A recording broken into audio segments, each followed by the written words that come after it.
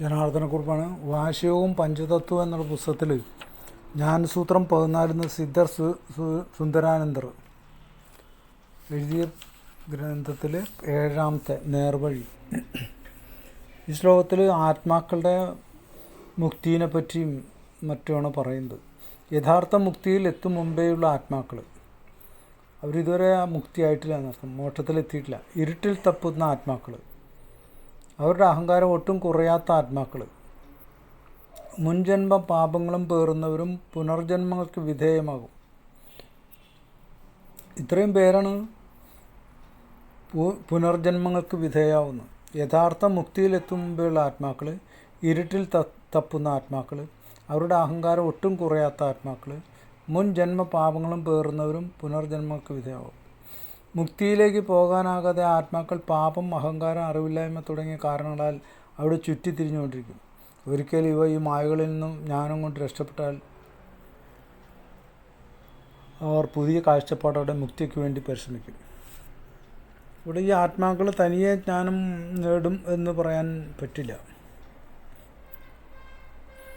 യഥാർത്ഥ മുക്തിയിൽ എത്തും മുമ്പേയുള്ള ആത്മാക്കളെന്ന് പറഞ്ഞാൽ, ഒരാത്മാവ്, പ്രായം ഏറിയ ഒരാളുടെ ആത്മാവ് സകല ആഗ്രഹങ്ങളും അനുഭവിച്ചു ഒടുങ്ങിയിട്ടുണ്ടാവും.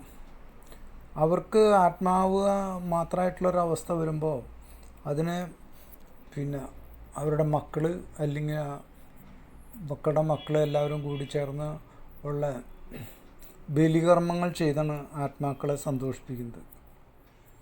സാധാരണ നിലയ്ക്ക് ഈ പ്രായമുള്ള ഒരു 10-70 വയസ്സ് 80 വയസ്സൊക്കെ ഉള്ള ആൾക്കാർ 12 കൊല്ലം കൊണ്ട് ആ ആത്മാവ് ശാന്താവും.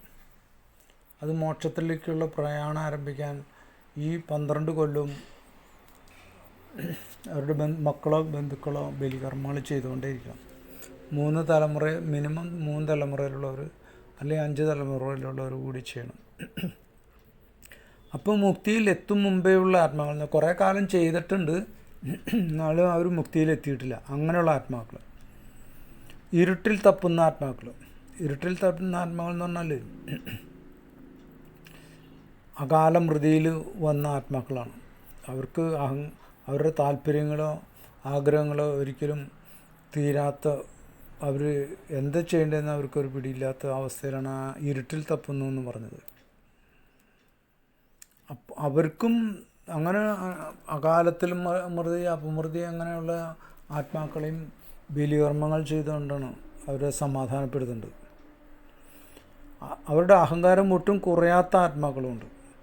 അഹങ്കാരം കൊണ്ട് തല്ലും വെട്ടും കുത്തും കൊണ്ട് മരിച്ച് ഉള്ള ആത്മാക്കളെ പറ്റിയാണ് അവ പറയുന്നത്. അഹങ്കാരം ജന്മത്തിൽ തന്നെ ഉള്ളതാണ്. ആ അഹങ്കാരത്തിൻ്റെ ഭാഗമായിട്ട് മറ്റൊരു അഹങ്കാരിയായിട്ട് ഏറ്റുമുട്ടുമ്പോൾ ഒരാത്മാവ്, ഒരു ശരീരം ജഡമായി മാറും. അതിൽ ആത്മാക്കൾ പുറത്തു വരും. അവർക്കും അഹങ്കാരത്തിന് ഒട്ടും കുറവില്ല. അവരും ശത്രുക്കളെ നിഗ്രഹിക്കാൻ ഏതെങ്കിലും ഒരു ശരീരം അന്വേഷിച്ച് നടക്കുകയായിരിക്കും. മുൻജന്മ പാപങ്ങളും പേറുന്നവരും, പൂർവ്വജന്മ പാപങ്ങൾ, കഴിഞ്ഞ ജന്മത്തിൽ ഉണ്ടായിട്ടുള്ള അധികമായിട്ടുള്ള പാപങ്ങൾ, കഴിഞ്ഞ ജന്മത്തിൽ ജനിച്ചിട്ട് മരണം വരെ അവർ ചെയ്ത പാപങ്ങളും, മരിക്കണ സമയത്ത് പുണ്യം പാപവിയിൽ നീക്കുപോക്ക് ബാക്കിയുള്ളവരും, അവരാണ് മുൻജന്മ പാപങ്ങളും പേർന്നവരും പുനർജന്മങ്ങൾക്ക് വിധേയമാകും. ഇവരൊക്കെ പുനർജന്മങ്ങൾക്ക് വിധേയമാവുന്നത് എപ്പോഴാണ്? മോക്ഷത്തിലേക്ക് എത്തിക്കഴിയുമ്പോഴാണ്, ശാന്താവുമ്പോൾ, ആത്മാവ് ശാന്താവുമ്പോഴാണ് അവർ പുനർജന്മങ്ങൾക്ക് വിധേയമാവും. അതുവരെ അവർ ഈ ഭൂമിയിൽ തന്നെ ആത്മാക്കളായിട്ട് അലഞ്ഞു തിരിയും. അവർക്ക് മോക്ഷത്തിനുള്ള വഴി കാണിക്കേണ്ടത് മക്കളും ബന്ധുക്കളും ആൾക്കാരും ഒക്കെയാണ്. അപ്പോൾ സാധാരണ നിലയ്ക്ക് രക്തബന്ധമുള്ള മകൻ അല്ലെങ്കിൽ മക്കൾ അല്ലെങ്കിൽ അവരുടെ മക്കൾ അങ്ങനെയുള്ളവരാണ് ചെയ്താൽ, അത് 3 തലമുറയിലുള്ളവർ കൂടിയെങ്കിലും അങ്ങനെ ചെയ്താലാണ് അവർ വേഗം മുക്തിയിലേക്ക് പോകാൻ അവർക്ക് എളുപ്പമാവുക. ആ ആത്മാക്കൾ പാപം, അഹങ്കാരം, അറിവില്ലായ്മ തുടങ്ങിയ കാരണങ്ങളെ അവിടെ ചുറ്റിത്തിരിഞ്ഞുകൊണ്ടിരിക്കും. ഒരിക്കൽ ഇവ ഈ മായകളിൽ നിന്ന് ജ്ഞാനം കൊണ്ട് രക്ഷപ്പെട്ടാൽ അവർക്ക് ആ ജ്ഞാനം ഉണ്ടാക്കി കൊടുക്കേണ്ടത് ബലികർമ്മങ്ങൾ ചെയ്യുന്നവരാ. സ്വയം ആത്മാവ് അറിവ് നേടാനുള്ള ഒരവസ്ഥയിലായിരിക്കാൻ സാധ്യത വളരെ കുറവാണ്. കാരണം ജനിച്ച സാഹചര്യങ്ങളിൽ നിന്നും ജീവിച്ച സാഹചര്യങ്ങളിൽ നിന്നും അവർ ധാരാളമായിട്ട് ആത്മാവിൻ്റെ പിന്നെ പരിഷ്കരണം വന്നു കഴിഞ്ഞിട്ടുണ്ടാവും.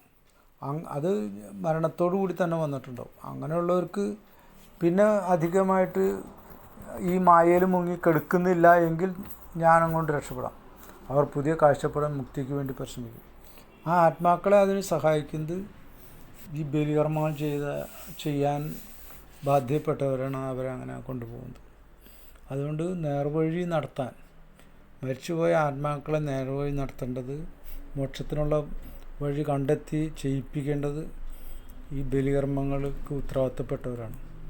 അവരതങ്ങനെ ചെയ്തുകൊണ്ടേയിരിക്കണം. 10-20 കൊല്ലം അവർ ചെയ്തുകൊണ്ട് അങ്ങനെ മോക്ഷപ്രാപ്തി ആയി എന്ന് തിരിച്ചറിയുമ്പോൾ മാത്രമേ അവർക്ക് വേണ്ടിയുള്ള ബലികർമ്മങ്ങൾ കുറയ്ക്കാൻ പാടുള്ളൂ. നമഃ ശിവായ.